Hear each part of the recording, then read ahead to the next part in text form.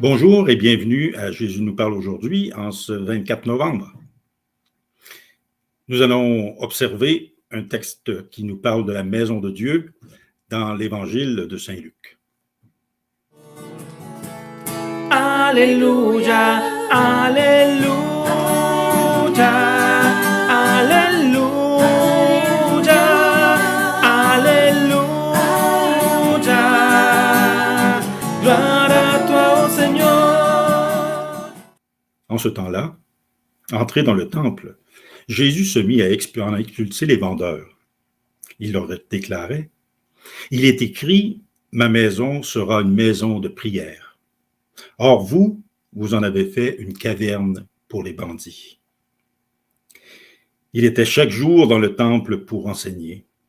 Les grands prêtres et les scribes, ainsi que les notables, cherchaient à le faire mourir. Mais ils ne trouvaient pas ce qu'ils pourraient faire.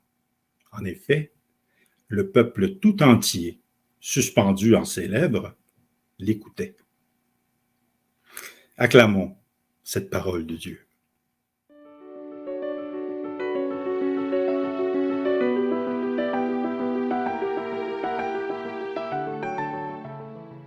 Aujourd'hui, le petit commentaire sur l'Évangile va peut-être en perturber certains, en scandaliser d'autres, mais je pense qu'il faut remettre les choses à leur place et les interprétations aussi.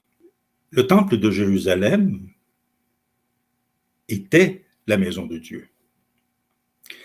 Pas seulement de façon symbolique. Le temple de Jérusalem a été construit et reconstruit comme étant la maison de Dieu. Pourquoi on disait que c'était la maison de Dieu? C'est qu'à l'intérieur du temple de Jérusalem, l'édifice principal, le temple, c'était pas seulement un bâtiment, c'était un ensemble de bâtiments. L'édifice principal, c'était le Saint des Saints. Le Saint des Saints, c'était un lieu plus que sacré.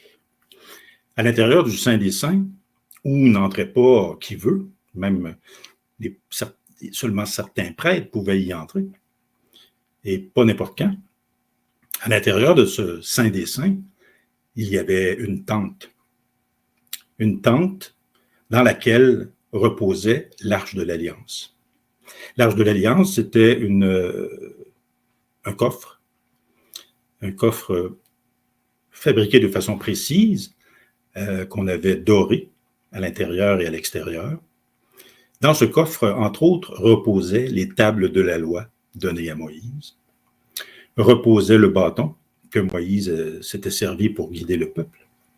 Donc, dans ce coffre était l'ensemble des objets qui, pour le peuple hébreu, le peuple juif, leur faisait, dans le fond, la confirmation qu'ils avaient fait une alliance avec le Dieu unique, avec Yahvé, le Dieu unique, pour qui ils avaient construit ce temple.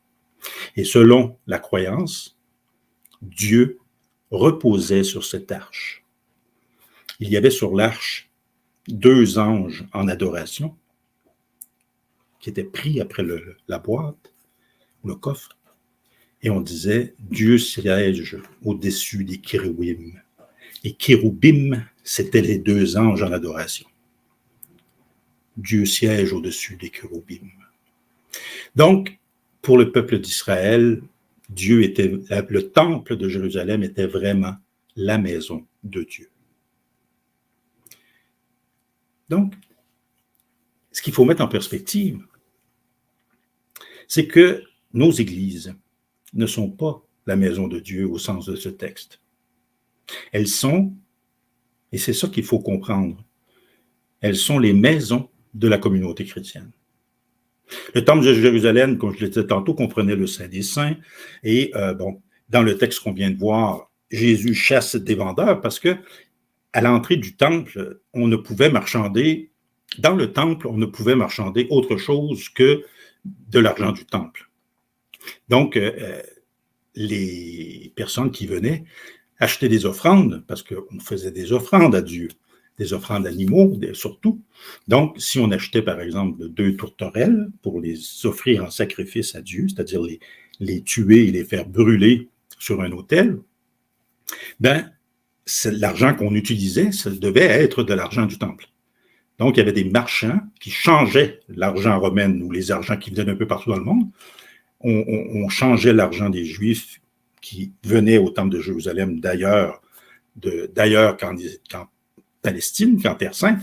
On changeait l'argent. Et dans un deuxième temps, les changeurs, une fois qu'on avait changé notre argent, on achetait les animaux en question si on avait besoin. Donc, c'est quand on parle d'expulser les vendeurs, que c'est une caverne de bandits, c'est de ces personnes-là que Jésus parle. Donc, la maison de Dieu, le temple, c'est complètement autre chose que nos églises, qui sont les maisons des premières communautés chrétiennes. Nos églises n'ont pas le même fonctionnement que ce temple. Elles sont le prolongement des maisons où se réunissaient les premières communautés chrétiennes. Si vous prenez les Actes des Apôtres, si vous prenez les textes de Paul, où Paul remercie telle personne de l'avoir accueilli dans leur maison, si on prend Acte 2, 42, où on nous décrit un peu ce qui se passe le dimanche, ben ça se passe dans une maison. On accueillait les gens dans le jardin de la maison ou à l'intérieur de la maison, et la communauté se rassemblait. Une église est un lieu sacré quand elle remplit la fonction de rassembler la communauté. Même la réserve eucharistique est inutile si le bâtiment reste vide. On pourrait avoir la plus belle réserve eucharistique avec le plus beau des calices à l'intérieur, le plus beau des ciboires à l'intérieur plutôt, qui contiendrait le corps du Christ pour les malades.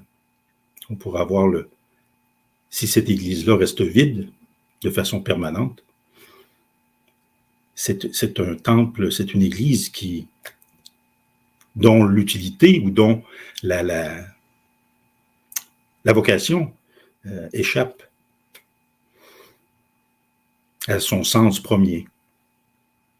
Jésus nous dit, 2 ou 3 réunis en mon nom, je suis au milieu de vous. Ici, en Abitibi et ailleurs au Québec, beaucoup d'églises ferment, sont converties en autre chose, pour d'autres fonctions. Et puis, malheureusement, il y en a qui sont carrément détruites. On s'en désole. Puis c'est sûr qu'on s'en désole. C'est normal. Mais quelque part, Jésus nous dit, je le répète, 2 ou 3 réunis en mon nom, je suis au milieu de vous. C'est la promesse que Jésus nous fait. Là doit être notre assurance.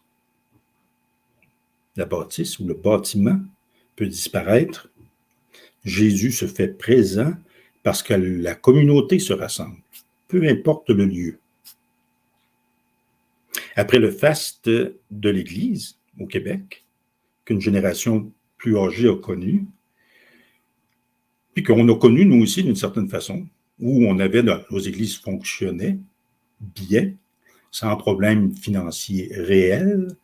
D'année en année, on réussissait à rejoindre les deux bouts. On n'en est plus là à beaucoup d'endroits. Et nous devons apprendre la pauvreté et apprendre aussi la modestie. Nos églises, à nous aussi, vont devenir autre chose. Puis, on ne peut pas passer à côté de ça. Le problème, c'est quand on interprète le bâtiment lui-même comme étant la maison de Dieu, au sens du temple de Jérusalem. Et c'est désolant parce que nos églises doivent retourner vers la communauté, doivent retourner vers l'ensemble de nos communautés. Qu'est-ce que ça veut dire? Ça veut dire que dans une église paroissiale, elle va rester vivante, cette église paroissiale, et le noyau de chrétiens de nos communautés vont rester vivantes, le noyau va rester vivant, si on réussit tous ensemble à réellement avoir l'assurance que 2 ou 3 réunis, Jésus est au milieu de nous. Le bâtiment pourra servir à autre chose, pour l'ensemble de notre communauté civile. Tant qu'on aura dans ce bâtiment un lieu, un coin, un lieu plus grand pour des événements plus grands, mais tant qu'on sera capable de se réunir, peu importe la grosseur, le nombre, Jésus est au milieu de nous. Et ça, c'est pas du fait qu'il y a tel ou tel objet d'accroché au mur, telle ou telle statue présente, et même qu'il y ait une réserve eucharistique. Là, c'est le scandale. Je sais que pour certaines personnes, ce que je viens de dire est peut-être un blasphème, peut-être même. Sauf que la réserve eucharistique, comme je disais tantôt, si on la laisse seule dans un bâtiment, c'est pas le but d'une réserve eucharistique. Si on n'a personne pour aller prier avec le Christ présent dans l'hostie, dans le pain qui est dans cette réserve eucharistique, si on n'a personne pour aller l'adorer, la réserve eucharistique. Donc, ce matin, je m'excuse peut-être d'avoir brassé certaines personnes, mais ayons à l'idée la modestie. La modestie, ça ne veut pas dire de disparaître dans un coin et plus rien dire. La modestie, c'est de dire « j'ai ma place ». Je n'ai pas toute la place, comme l'Église a déjà eu à un moment donné, mais j'ai encore ma place. Et je l'affirme comme communauté, et je fais en sorte que même si le bâtiment église, les pierres, le bois, la brique, même si tout ça sert pour un ensemble de la société, ben, j'ai encore ma place et je dois la défendre, cette place-là. On doit la défendre, notre place, tout en affirmant que le Christ est ressuscité. Et ça, c'est notre fondement de foi. Le Christ est ressuscité et qu'il est la réponse aux souffrances et à la recherche de bonheur que notre monde porte.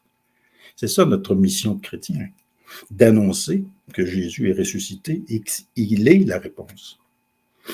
Il n'est pas une des réponses. Pour nous, il est la réponse à la souffrance. Il est la réponse à ceux qui cherchent le bonheur dans leur vie. Et pour ça, pour exprimer un Christ ressuscité qui offre le bonheur, il faut nous-mêmes être heureux de vivre en sa présence. Je vous remercie de m'avoir écouté. Je m'excuse encore une fois aux personnes qui ne sont pas d'accord avec ma façon de voir les choses. Moi, je vous exprime les convictions que j'ai depuis de nombreuses années. Et c'est à travers l'acceptation d'un changement important que nous pourrons tous ensemble continuer à être une communauté vivante, chacun dans nos milieux et au niveau de l'ensemble de la région et du diocèse. Je m'arrête ici. Je vous offre de vous bénir. Demandez au Seigneur de bénir tous ceux et toutes celles qui sont à l'écran. Bénir aussi tous ceux et toutes celles que vos cœurs portent. Vos cœurs les portent par amour. Vos cœurs les portent parce que vous vous inquiétez peut-être pour ces personnes. Le Seigneur comprend et sait, même au-delà des paroles, pourquoi ces personnes sont dans votre cœur. Donc, je demande au Seigneur de tous vous bénir, au nom du Père, du Fils et du Saint-Esprit. Amen. Bonne fin de semaine. Au revoir.